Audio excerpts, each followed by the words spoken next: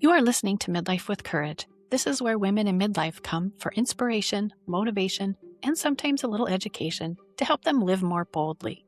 Don't forget to hit that follow or subscribe button so you don't miss an episode. Now let's get started.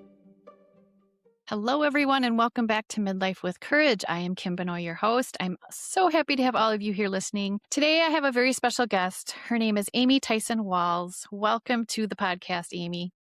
Thank you so much for having me, Kim. It's Mental Health Awareness Month, and this episode is part of that. And I'm so excited to know you because we're going to talk about how I know you, and your organization is called You're Not Alone. And let's just jump into it. What is You're Not Alone, and why did you start it? Do you want to start with the fun stuff or the hard stuff? Let's start with the hard stuff, and then we'll move into the fun stuff. All right. So we call this our why, Y-N-A, or why you're not alone. So I lived a, ideal life growing up with a wonderful family. I was the youngest of 4 kiddos here in Minnesota. And really, my family was extremely loving. We just forgave and forget. I say that in quotes. We just kind of pushed it down. We didn't really discuss issues. And that did fine for many, many years. But I unfortunately had an emotionally abusive relationship from 16 to almost 19. And that really set me on a different trajectory. I lost all my friends, very much narcissistic, but we didn't know that word back then. I was very young and naive. And that really sent me into a tailspin. And when that relationship was over, I didn't know what to do with all these emotions and feelings and aloneness. And I actually attempted, I said over the phone, I'm going to take my life to this man. And I was living alone in Minneapolis, just new in college. And he said, either you tell your parents or I will. So I went home that weekend, but didn't have the right words to even say, what is wrong with me? I don't know. I'm just very unhappy. And this was back in 1988 when we really didn't talk about mental illness. We only would use the stigma if we heard someone was in a hospital or had died by suicide. And so my way of asking for help with my sweet parents was I just said, I need help. And in their sweet minds, they just thought I needed more love. I couldn't even say the words, I need a therapist, because that just wasn't part of our lives back then. So I suffered with that for quite a few years and met and married my husband. And, you think life is all what it's cracked up to be. You're married, you're having babies, and we had 3 kids under 4. Wow. And that in itself can cause some mental health issues. So, typical baby blues with 2 babies. And then the 3rd baby, boy, postpartum depression hit hard and fast. So that was the first time. I was 27, and I finally got to see a therapist because my body was revolting. I had hives and just all these weird ailments, and nobody talked about mental health causing physical problems before. So I was recommended to go on a medication, and so I did that. And unfortunately, because I was nursing, it was a progesterone-only medication. And those of us that know hormones know that progesterone only is kind of a negative hormone. We need to have that positive female hormone, that estrogen, to go with it. And so instead of making me better, it just kind of kept me neutral. Not good, not bad, but just well, we want that. We want to be in that place, but life still felt super duper hard. So for the next 10 years, I would feel better and think, I don't need medicine. Back then medicine was not, you don't go on medicine for mental illness. And so for 10 years, I went on and off, and I'd be okay for first few months. And then all of a sudden life would get really hard. Now, really hard means that I just didn't have enough positive, happy hormones in my brain. And then it would be like I'd fall apart. Okay, back on meds. And so I did that 3 times. And the invisible disease of mental illness, because I kept a smile on my face and had created this facade of this perfect family, involved in everything in the community and church, always smiles on our face, just looked like we had it all together. It was that coping mechanism of perfection. Mhm. And the last thing that I could control was my eating habits. And so then my coping mechanism was how little can I eat today and how much can I exercise without anyone noticing that I was anorexic. And as I got thinner and thinner, everyone was like, nope, nope, it's healthy weight loss. We can live in denial because we want to keep that facade perfect. Well, that finally hit rock bottom, what I thought was rock bottom at 36. And I actually was planning to run away from my family. That's how bad my thoughts had gotten. Depression plays tricks on your brain. It tells you very negative things. No one needs you. You're a burden. Everyone would be better without me. I think I was so low that just the thought of climbing back up out of the hole, my brain wouldn't even let me go there. It just wanted to keep me down in the dirt. Yeah. So that mouse on a wheel in my brain that said, okay, now the kids are gone to school. You can have a little morsel of food and then you're going to exercise. And then you're going to have a little bit and you're going to exercise. All of a sudden, I thought something is wrong. This is not me. I couldn't stop these thoughts. And that was when my life changed. And the facade started to crack, and it was time for me to get some help and acknowledge that this mind game of an eating disorder had taken over my life completely. So it was just one moment, or did it happen over some time, do you think? Well, I knew when I would lie and say, "Oh no, it's just a healthy weight loss," because it had started as a healthy weight loss. Sure. No, I was lying to myself. I was lying to everyone. I'm a very faith-filled person, and God hadn't been, I just wasn't listening. I wasn't paying attention. And I have the personality, it's either all or none. I needed to hit that rock bottom. And then when this thought of making a plan to run, luckily a phone call happened and it interrupted that thought process. And when I hung up the phone, I thought, oh boy, I have a huge problem, huge problem. Wow. And so then that was my mission. How do I find someone that can help me? And, eating disorders, we didn't have the Melrose Place back then. We didn't have Emily's program. There wasn't much of anything. I think that I qualified for 2 therapists with my insurance. Mm. So Wow. this was back in 2005, Wow. That's not that long ago, really. 21 years ago. And the stigma was horrendous still in 2005. I got so bad by that point that, you can hold it together when you see people in the store, Minnesota nice. How are you? I'm fine, thanks. But finally, I couldn't even go into a store.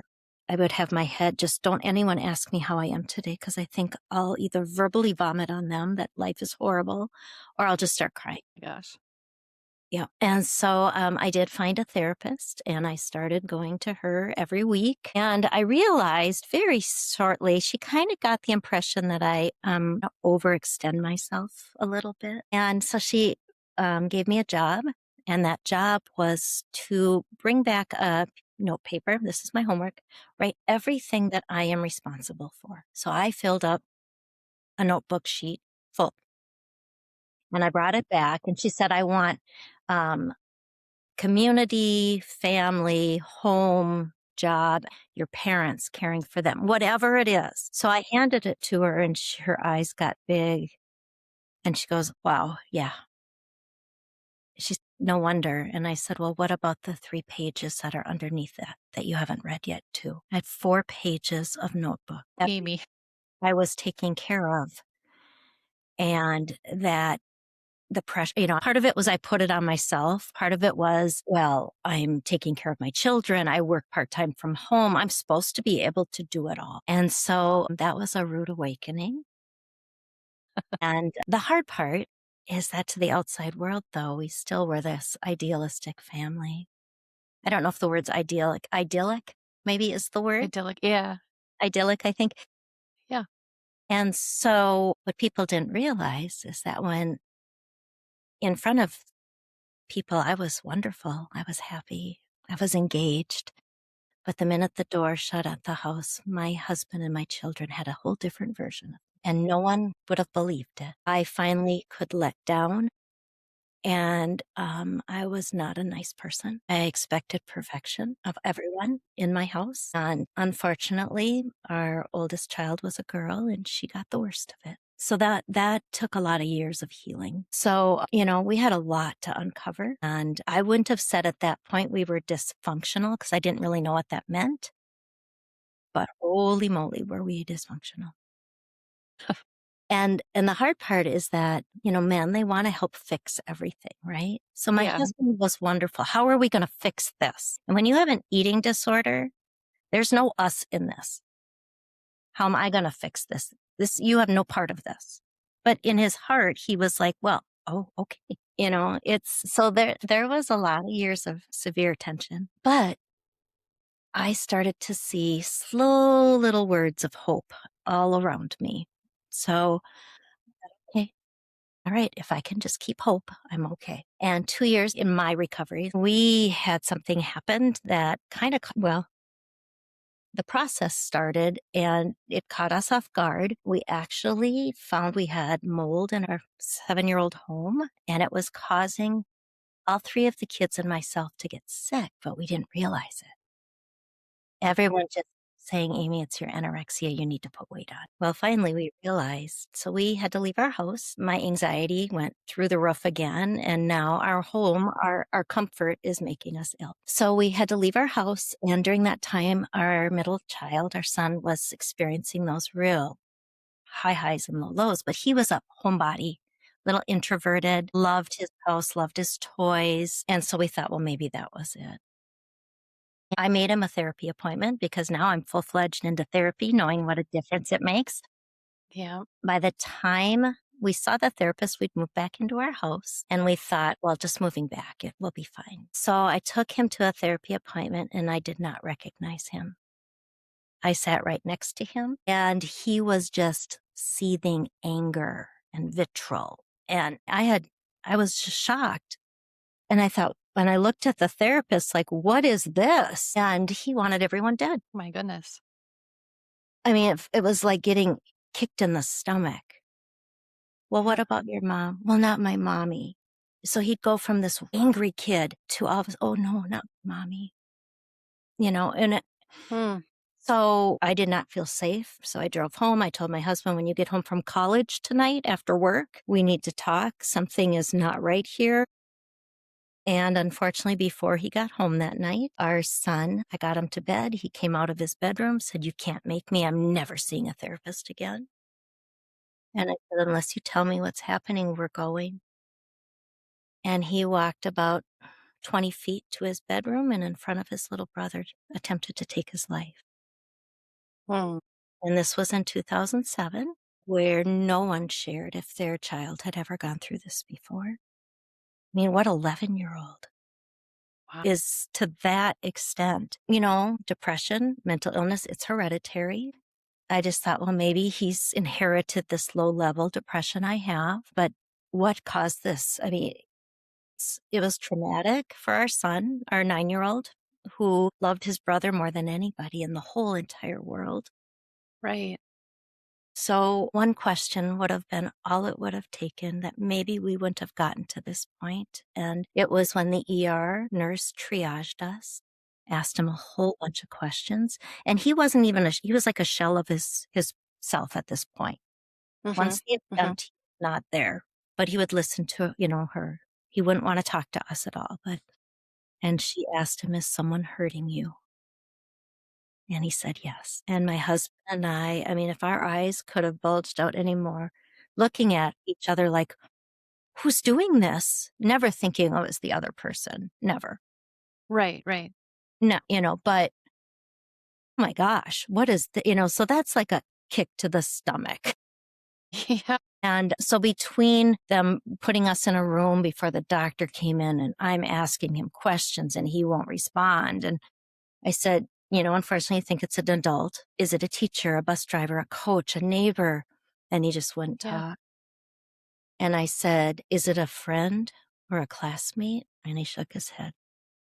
Wouldn't say it. Okay. I mean, kids bully, but when they take it to the next level of physically bullying a child and inappropriately, I felt like I just wanted to vomit. So fast forward, I mean, we didn't realize, and this might be an education to some people, is that when a Yeah. child goes into such a mental health break, they kind of disassociate and they hallucinate. Their Ooh. mind is protecting them. He has no memories of this. But when the doctor came in, he said, "Are you seeing things that aren't real?" And he shook his head. And he said, "What are you seeing?" And he said, "There are bullies in the corners of my bedroom at night. I can't sleep because they're like taunting him all night long." So no wonder he looked exhausted, but Sure. we thought it was the mold. We thought it was mama's mental illness. It was just this whole cesspool of yuck. Yeah. Yep. So that was the rock bottom. That was when now mentally ill mama is trying to care for mentally ill son and keep the rest of the family above ground, above. Yeah. It was horrendous. So we did inpatient for 10 days. The closest bed was in Fargo. We had to uproot our lives. And I have never felt more alone in that struggle. If I would open up the conversation, watch out because like I said, would verbally vomit and watch out. And people would go, my, okay, I guess you're not doing well. Yeah. um, To say the least. well, to say the least, yes. Yeah. And if I would have had one friend that had suffered with depression, anxiety to come forward and say, you know what, it's going to be okay. Or a parent that had struggled with their child, they would have said, it's okay, you're going to get through this. But there was no one. No one shared their struggles back then. Yeah. Oh, that's why we are called You're Not Alone. So, inpatient and outpatient, what 11-year-old boy back in that day was taught to share their emotions and their feelings? Right. Little boys were little boys, even my husband, Yep. stiff upper lip. You don't cry. Well, boy, I'm glad that our world is changing that. Yeah, for sure. For Yeah. sure. So he didn't want to talk in therapy. So for 4 weeks, we went to a therapist. They would play chess for the first half an hour. Our son would beat the therapist, and that would be the great therapy session. And then he wouldn't talk for 30 minutes. Wow. So after 4 weeks of that, the therapist just said, you know what? We're not making progress, but I really think you should get him a dog. And a light bulb went off.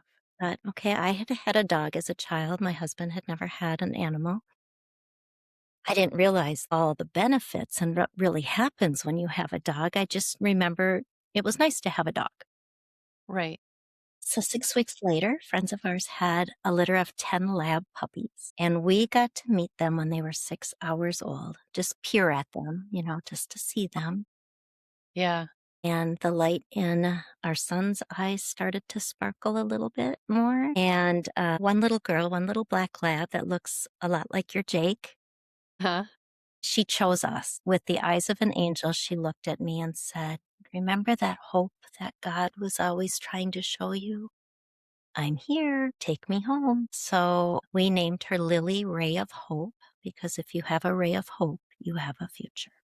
So there's our hope. And during that time with our son, hope was everywhere, the word, everywhere I looked. It was like God was saying, come on, keep it alive. You got this. You got this. And now we had this little being in our lives that was the true hope. And that's where this all began. That's our Y&A. That puppy saved a very dysfunctional family of 5 that all had anxiety that had never been addressed, only in my son and I. We were dysfunction at its finest, walking on eggshells and passive aggressive, and you name it. I was the queen of Yeah. that. Oh my Um, gosh. but this little black lab just changed our world. It gave us something positive to rebuild our lives. I'm getting emotional because I know the power of the dogs and what they do. And it's just amazing to me. So, and I love the hope too, because our last week's episode, the woman I talked to said she had little glimmers of hope. And that's what caused her to call 988 for herself. So you have this beautiful dog, Lily, Black Lab, they're close to my heart as well. Yes. So tell us about how that helped you on this road to building You're Not Alone, and how did that journey happen?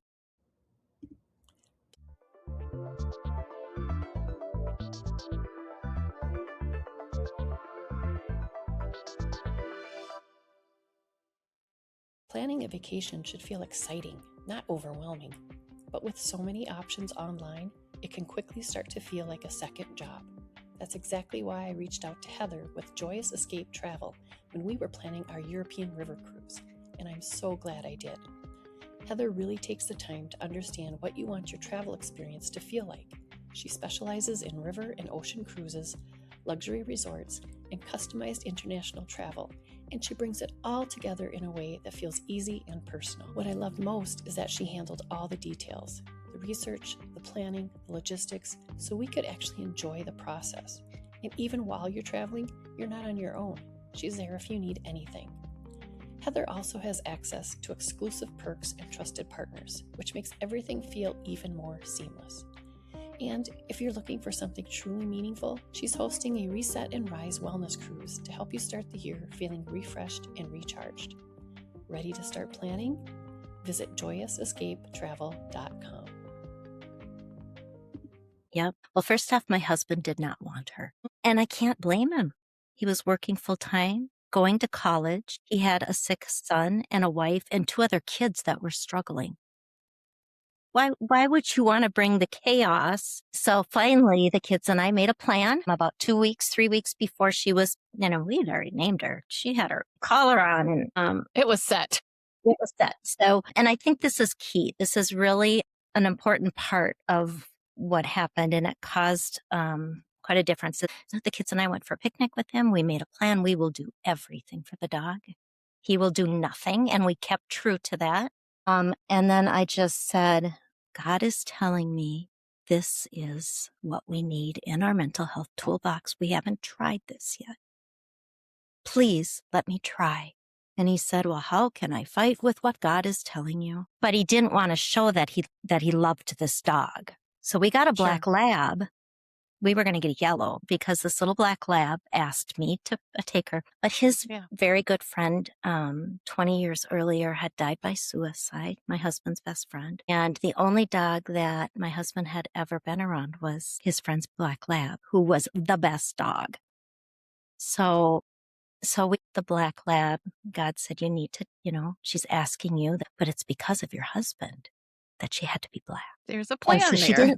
She was afraid of him because he's got this big booming voice for the first, month or so. But I look back and I have pictures of them cuddling, my husband and her cuddling on the floor when she's about 5 or 6 weeks at home with us. Sure. To see that, all of a sudden I thought, oh my gosh, he needs the dog more than we do. He needs her just as much. And so 5 years later, at Christmas, when he brought home his own puppy, I said, the deal is off.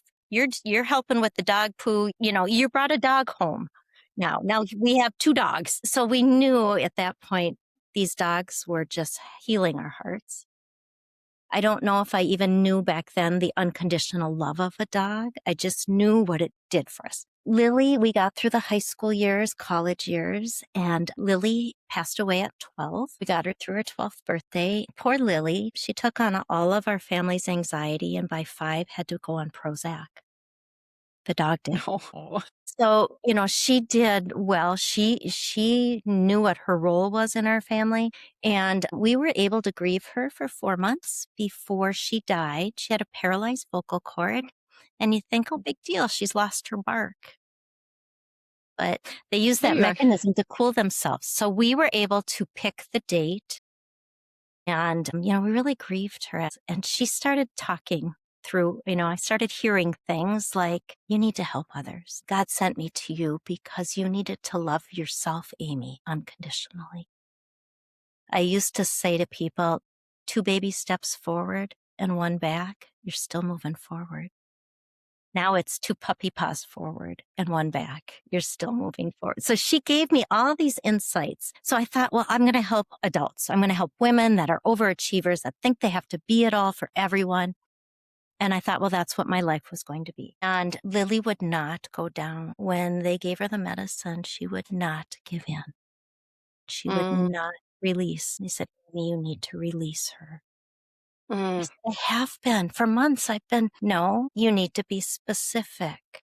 You need to tell her that her job is done. So I just said, job with our family, it's complete. We're better. You did it. We're wonderful. It's okay. And then our son, who at this point was 22, he just said, "You're the best dog ever. My life is forever changed, but it's okay." And I'm not kidding you, moments later, she passed. She needed permission to know that her role in this world, that we're good. And I went home that day, took a nap on the porch because that was our favorite spot, holding her collar. And I had a vision of a golden retriever. I thought, oh, okay, but I had these two big, I had these 2 big black dogs. Okay. All right. Well, maybe that's what I meant to do. Okay. All right. Well, and I thought, well, maybe we're supposed to help people that are struggling. Crack open this conversation. And I thought, well, I'll wait. I'll get a golden next summer, because who potty trains a dog in the winter in Minnesota?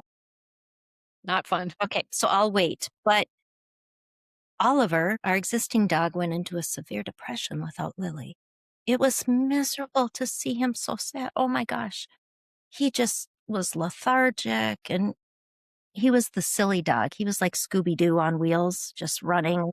And he was just so sad. And so 6 months later, in December, I shared the vision with my girlfriend who was in the dog world. And 2 weeks later, I got a phone call. A breeder would like to give you a puppy. Here's a picture of her. She is the cutest little golden, and it matched the image in my brain from the vision. My gosh. And she was given to me at Christmas time as a present. And she was 4 months old. When I got to meet her, I got to meet her litter mate named Lily. Oh my gosh. And so with Willow, so I called her Willow. Like at this point, she was going to be Gracie. So her name came to me. By God's grace, I'm going to be like a willow tree, because, willows flow in the breeze. Yeah. Willow Grace. Oh. So I got this beautiful little 4-month-old puppy, but she was very sick, unfortunately. She had a lot of bladder infections and ear infections. And so they'd been doctoring with her. The breeder had no ill intent or anything. She just wanted to gift her puppy yet. And so because of her illnesses, she was the most mellow, sweet little girl. Never got the zoomies. My grandson could roll cars on her and play on her, and she'd just lay there. So I thought, okay, we're going to be a therapy team, because I met a golden at Mercy Hospital where I was working. And okay, this is what we're going to do. And 4 months into having her COVID hit, I already had plans at Mercy to create a couple pilot programs for her and I to come in and help people with mental illness, or to help families coming in with struggles like we did, to not feel alone, just to have peer support. And yep, that went right out the window because COVID happened. So I'm like, okay, now what? Now what am I supposed to do? So we continued with the process. We did some photos, but the month before the photos, I noticed Willow couldn't stand up in the evening, like after a day of like a long walk or playing. That's what Lily did a year ago. No, I'm not. She's a puppy. Well, my friend came to take pictures, and she was 10 months old, and she saw Willow not be able to stand up. And she's wrong. And I said, you saw that. It is. So, you can't go in with your pup into the vet because of COVID. So you sit in your car and you wait, and the phone call comes. Yep, let's do x-rays, do whatever you need to do. And she didn't get in and out of my car. And I just thought it was anxiety. Didn't think anything more of it. And then you wait and they do the x-rays and they call you back and they said, I am so sorry, Amy, but she has severe dysplasia and we can't do surgery because it's in all 4 of her limbs. And yep, and here's this 10-month-old puppy, arthritis in her elbow as bad as a 10-year-old is what it said on her x-ray report. And you have 2 options. One is to put her down, because people would put her down because she is going to have a life of discomfort and pain. Or you can put a lot of time, energy, and money into helping her be the best she can be. So obviously, Willow is our founding canine. And I don't know if you want to show this one with clips, but here's Willow. There she is. There she is. I went home that day and bawled. For 3 days, I thought I was going to hop in my car and she was going to come with me and I was going to travel and speak to people, to women, bringing them hope and, what these animals can do for our hearts. And no wonder she couldn't get into my car. She didn't have the stretch in her joints. So we started on quite a path of physical therapy and chiropractic care and medicines and a special magnet bed. That cost $1,000 and cha-ching, cha-ching, cha-ching. I put so much money into her because what happened is after my crying for 3 days, all of a sudden Jesus said, hello, are you listening to me? You talk about mental illness as an invisible disease. Now I have a story for you to share with this wonderfully darling, happy, loving dog who hurts on the inside, just like a lot of us, but we don't share it. I thought, oh my gosh, that is her job. That is her role. So we got through our therapy dog training. Back then, we thought we had to take a therapy dog class. You don't necessarily have to, but mine was on Zoom. You're training your dog on Zoom. You can't make this up. And so in the class was a principal at this school 2 blocks from here who had taken over after my kids left. And he was in my therapy dog class with his little therapy COVID office puppy, a Mastiff dog. You are doing little. I mean, that's not little. No, if I was standing up, it would be up to my hip. Sure. Yep. And I thought, the school's allowing him to have a dog in the school. And that's where we went. I met with the superintendent. He said, Amy, what would you like to do? I said, I just want to help give hope to kids that life is okay. We have struggles, but let's find some hope. He's like, you do whatever you'd like. Come on in. And so we did special ed, and boy, was that beautiful. That was our first exposure.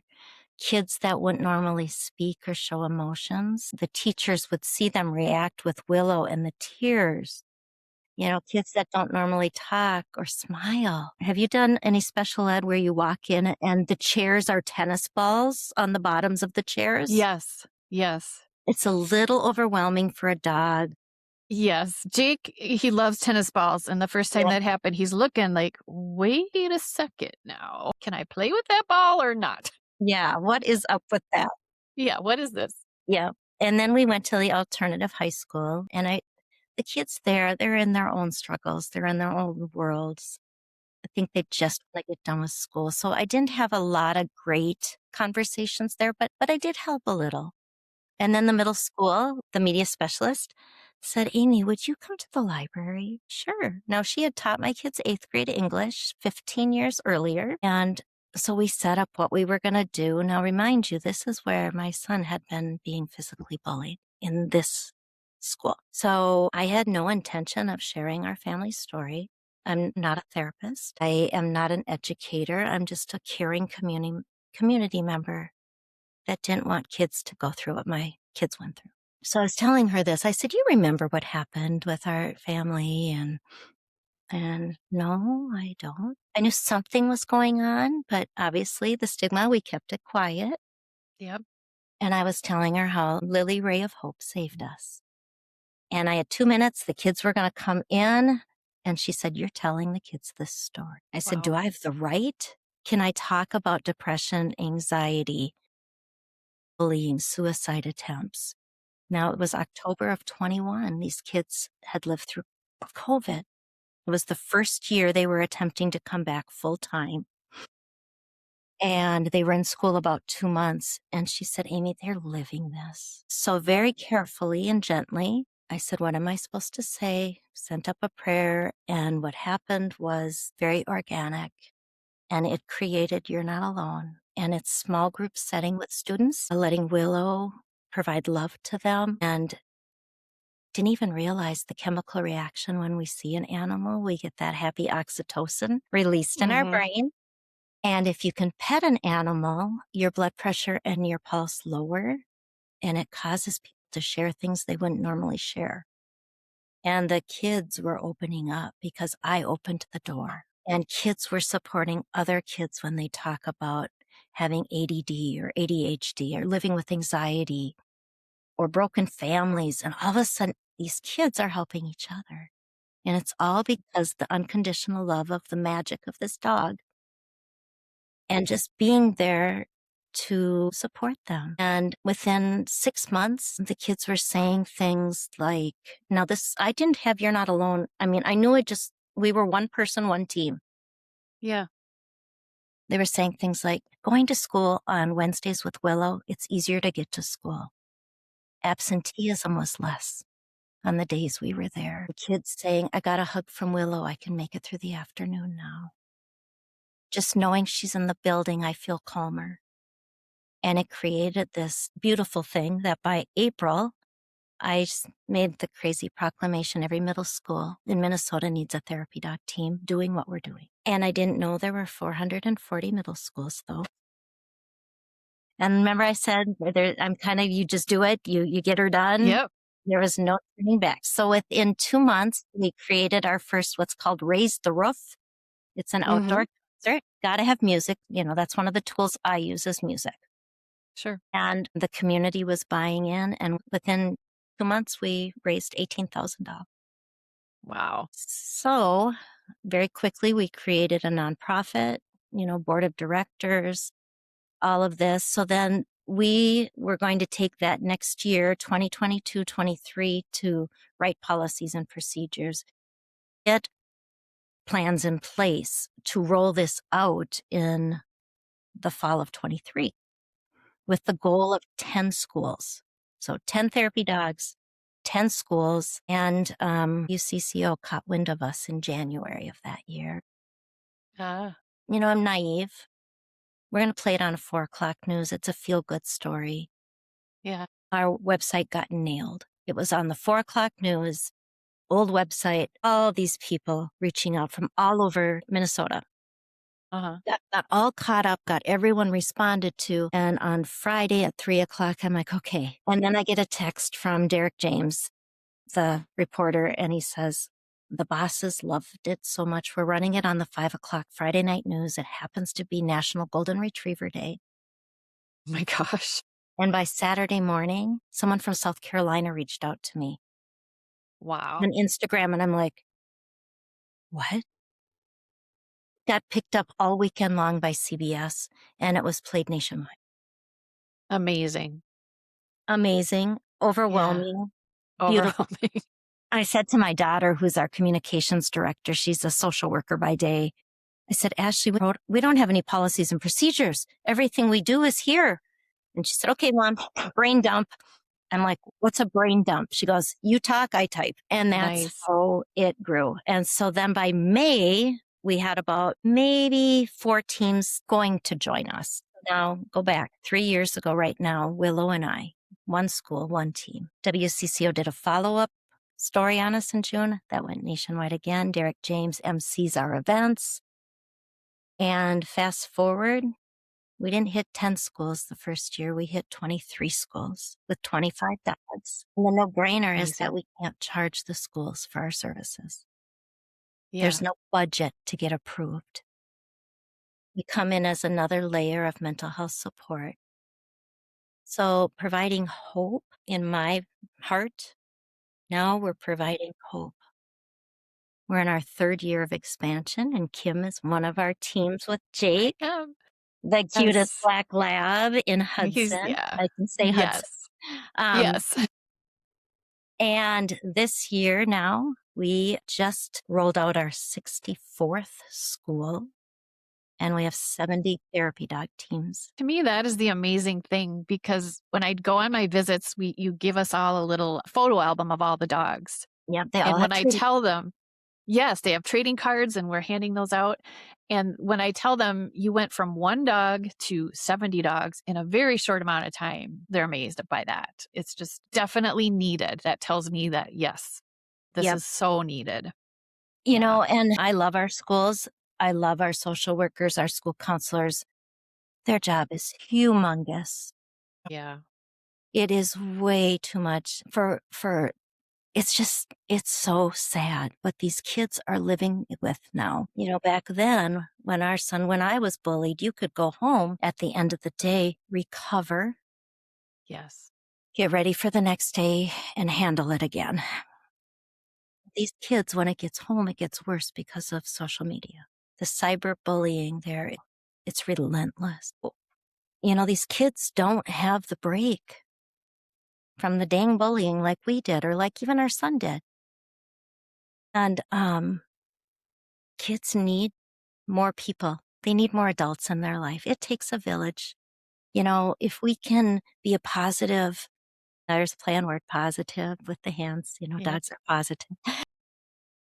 We can be another person in their lives. If it's 15 minutes once a week, if they can only see the dog once a month, we're making a difference. And so this happened organically. I mean, I asked, can Willow have a school picture jokingly? Well, sure.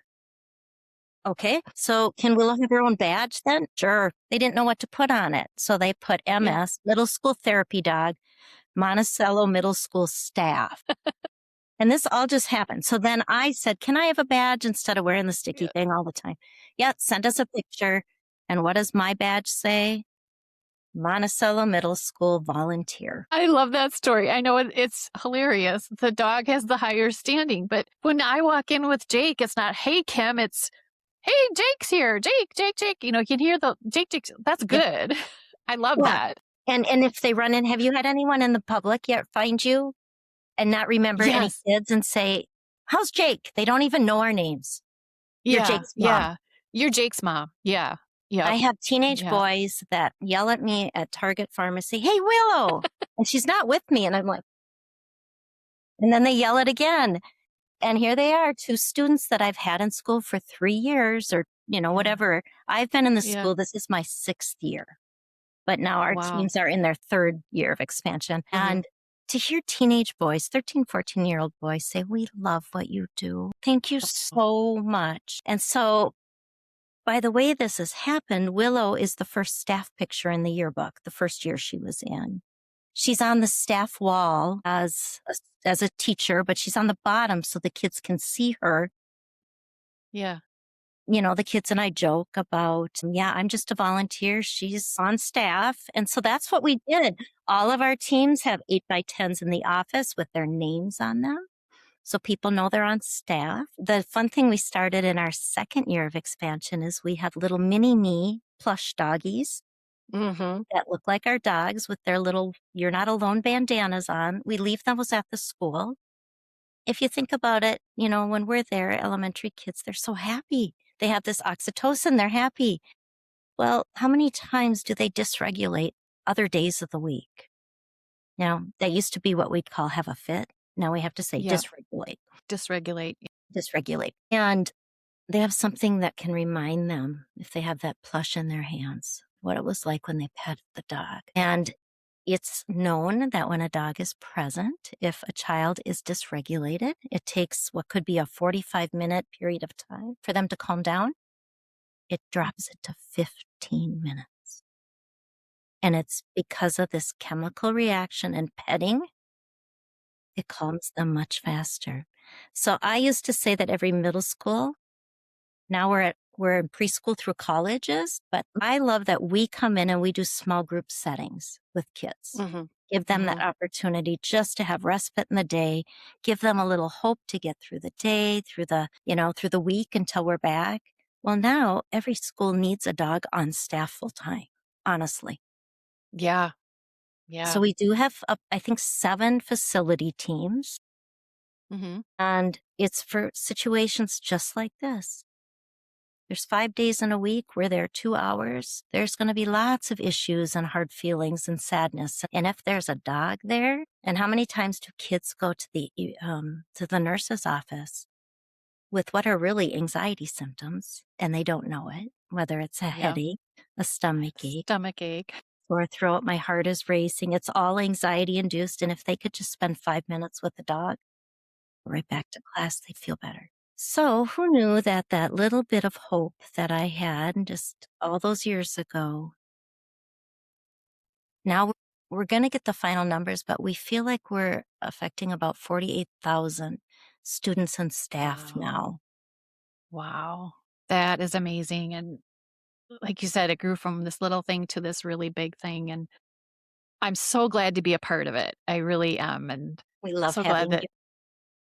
yeah, it's amazing to see. I don't know how many times I've heard with Jake, this kid never even looked at dogs before, he never interacted or whatever. And then here he's like talking to Jake and petting him and stuff. And it just makes your heart, I don't know, explode or something. It just fills up. And Jake, I mean, everyone thinks their dog is the best dog, of course. Of course.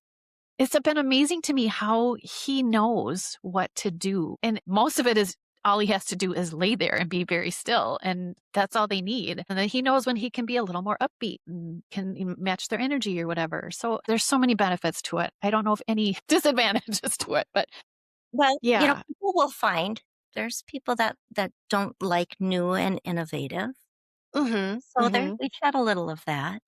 Yeah. But you know what? When we go with truth and we speak honestly, we go by our first names. We're not a person of authority, but we Mhm. always have a person of authority. It's usually the school counselor or Yeah. a social worker always with us, and that is by contract because we don't want a child to open up and then the next group of kids come and we lose that child. We want to make that sure that they get the help they need. And so we put that question right out of there. The old thinking was don't talk about mental illness because it'll cause people to do things. Yeah. If you talk about Yeah. suicide, oh, you're going to give people ideas. And people still think that are of this older generation. And what little do they know is that that's the opposite. You have to talk about it because if you bring up the conversation, maybe they'll open up to you. Oh, and we make it apparent to the schools. And I use my family as an example. The schools know which kids are struggling, whether it's family life, whether it's mental illness, whether it's bullying, whatever it is. They know those kids. And yes, we want to help them too. Mhm. Too. But it's the general population of students that haven't opened up, that are struggling, and they're hiding it just like I did, just like my kids, because they wouldn't want a person of authority in the school to think any different of them because they see them every day. And the ones that we see in the headlines that put a period that say, I have mental illness, it's never going to get better, and we lose them to suicide, and they're type A, they're perfectionists. They look like they have it all together. They put these high standards to themselves. Those are the ones we lose and we never see it come. So we need to be there to let them know it's okay. It's okay to make mistakes. It's okay to share that you're struggling.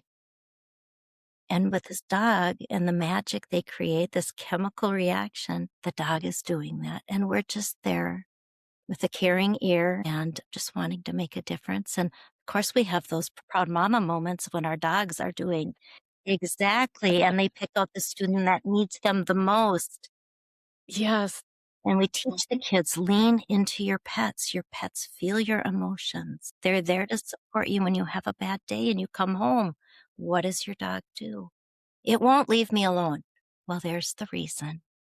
You're to sit on the floor, let that dog love you, pet that dog, and you'll both start feeling better.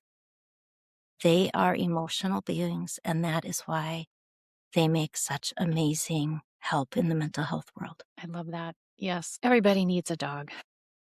They really do. Yeah. Have you had kids that are afraid of dogs? Yeah. Yeah. Nuance isn't like kind of like what you were saying. He just the Yeah. that are afraid, they are just not interested. Yeah. Well, the first time that happened was actually Jake also does library. He's a reading dog at the library. And Love it. one very little child wouldn't come. And the mom was trying to convince him that, yeah, he should. And usually when a kid walks into the room, Jake gets up and he comes to greet them. And he knew in this instance, he needed to just lay still. And he did. That was the first time I'm like, we need to go do more than just the library. And he waited till that little boy came over and he, barely touched his ear, but he got close to him. So, we call that a win. And, Jake Absolutely. knew, and it's just amazing to me. Mhm. But yeah. And it's something else that I think you had shared with one of our meetings was when Willow, when you're done with a session, she goes and rolls in the snow, or she rolls and In the grass when we get home.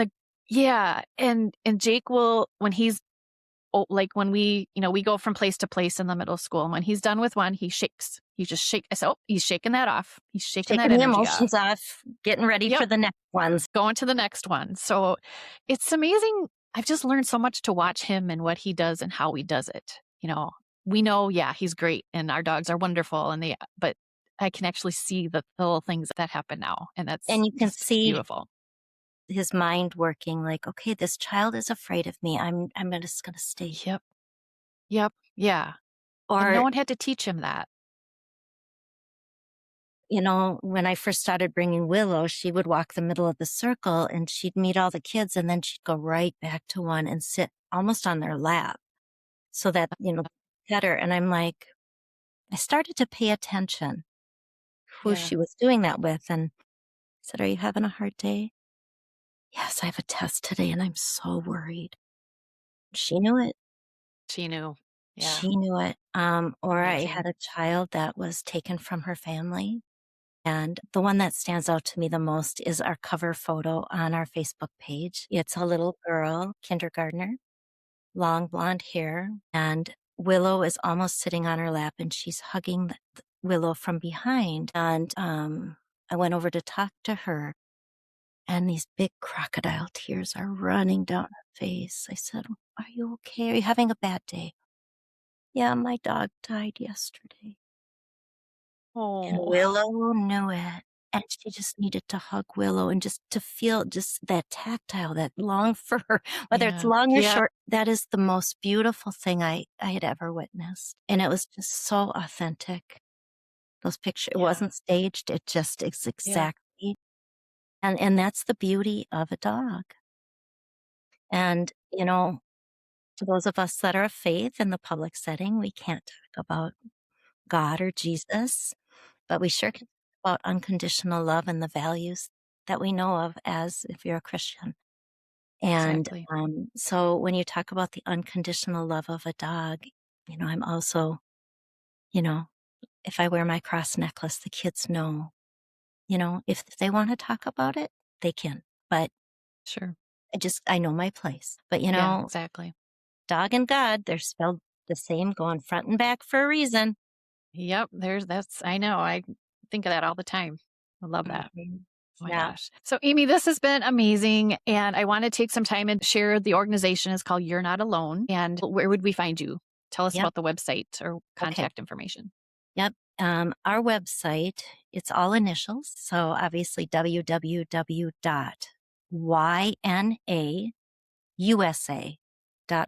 So You're Not Alone, ynausa.org. And we have a beautiful new website in the last few years because we've grown so much and it's very functional and wonderful now. And I love to share our message. I was at a conference in Duluth last week. I would really love to see churches really embrace mental illness and talking about it. I'd love to speak to anyone that wants to hear and get some hope from something as simple as just welcoming a pet into your family and what it can do for you. Yeah. And about the struggles with mental health, obviously. For sure. Can they reach out to you for speaking opportunities through the website as well? Absolutely. Yep. There's many opportunities. There's a general, there's a speaking request. There's a school request. The school joins. They would like to get more information. Yeah. If you have a dog that's already certified, click on Start a Team Already Certified. We'd love to have you join us. More importantly, if you just have a dog that's amazing and you want to learn what it takes to become a therapy dog team, of our 70 teams, I think 35 gone through the program, a Zoom call, and we've showed them where to go to get certified, and they come back to us. So that would be Start a Team Not Certified. And please, we need more teams. We have 30 schools waiting right now throughout Minnesota.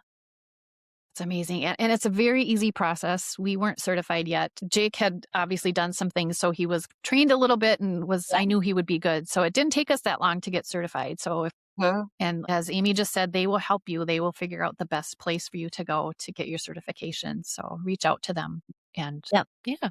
Yep. So we're not a certification company. So just to make that apparent right now, we are a mental health nonprofit that utilizes certified therapy teams in programming. And, 2 hours once a week. Would you agree, Kim, that it's the most amazing volunteer opportunity because you bring joy and love? It's the best 2 hours of my week. And I'm sad that the school year's almost over. It's amazing what, just that little bit of hope God gave me and what became of it in just 11 years' time. Wow. Amy, thank you so much for sharing your story. It takes a lot of courage, and we talk about courage here. So I love that. So I know I'm going to talk to you again soon because we've got all sorts of stuff coming up. Yes, we do. Thank you so much for having us. And, to those out there listening, just keep hope in your heart. Always have a friend here if you need it. Thank you so much. Thank you, Kim. You've been listening to Midlife with Courage. If you liked what you heard, I would love it if you would leave a review. Or even better, send a link of this episode to a friend. And remember, if you're in crisis, please call or text 988 for the Suicide and Crisis Lifeline. Until next time, take care of your beautiful self.